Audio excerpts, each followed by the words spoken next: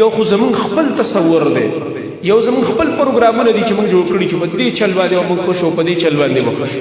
والله که موږ د الله رب العالمین صحیح بندگی شروع کړله، موږ د خپل نبی محمد رسول الله صلی الله علیه وسلم صحیح اطاعت شروع کړو،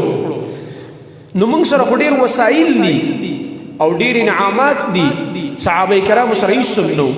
د شګې ملکو او بیا مدینې ته چې راړه بس یو کجوره وه او ډیر د تکلیف وخت او چې موږ به مونځ کوو، موږ سره د بدن د پټولو کپړې نه وې. صحابه وایي په موږ کې به یو ملګري د ځان نه یو وړوکی څادر راتاو کړی و، کمیس پرتوګ نه و، یو څادر به حدیث د صحیح بخاري کې راځي، یو څادر به هم د ځان نه داسې راتاو کړی و، په دې مرۍ کې به تړلی و او لاندې به دومره مختصر و، بله کپړه به راسره نه وه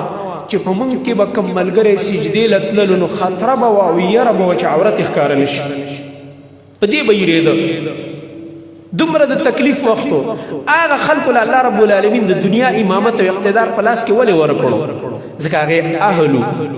هغوی دا نه ویلې چې زه به انقلاب راولم او زه به دا راولم او ماله دا مشري راکړه ماله دا، هغوی به ترې تښتېدل دې مشرونه، هغوی ته به چې چا ذمهواري ورکوله جړل به، وایي زه به دا ادا کړی شم او که نه دا خدمت به زه وکړی شم که وبه یې نه کړی شم.